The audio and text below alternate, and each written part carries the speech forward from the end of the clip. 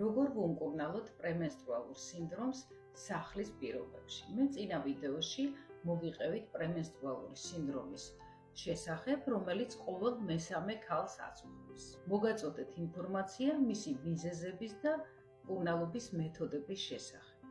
ისეთი არასასიამოვნო სიმპტომები, როგორიცაა თავის ტკივილი, თავდროსხვევა, ხასიათის ცვლილება, გაღიზიანებულობა, სისუსტე, მუცლის შებერილობა, მკერდის ტკივილი და კიდევ მრავალი სხვა.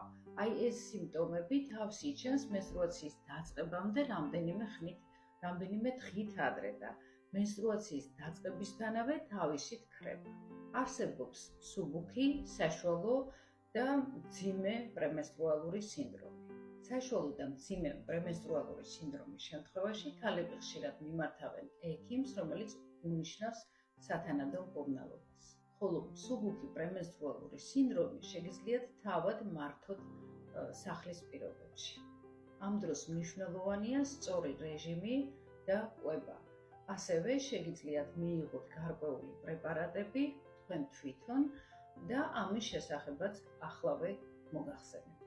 ფიზიკური ვარჯიში გულისხმობს ყოველდღიურ რეგულარულ ფიზიკურ აქტივობას და არ არის აუცილებელი ძალიან ესეთი მძიმე ვარჯიშების შესრულება. საკმარისია თუნდაც ყოველდღიურად ფეხით სიარული მინიმუმ 3 კილომეტრი. ამოიღეთ საკვებიდან მწარე, მჟავე და მარილიანი საკვები, განსაკუთრებით მენსტრუაციის მეორე ფაზაში, ანუ მენსტრუაციის დაწყებამდე დაახლოებით 15 დღით ადრე.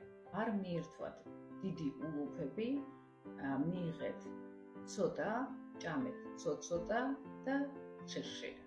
თუ არ გაწუხებთ პრემენსტრუალური სინდრომის დროს მუცლის შებერილობა, შეგიძლიათ ჭამოთ ბევრი ხილი, ცოცხალი ხილი და ბოსტნეული.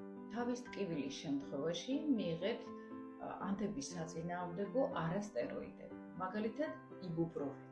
ასევე შეგიძლიათ მიიღოთ B-ჯგუფის ვიტამინი მენსტრუაციის მეორე ფაზაში.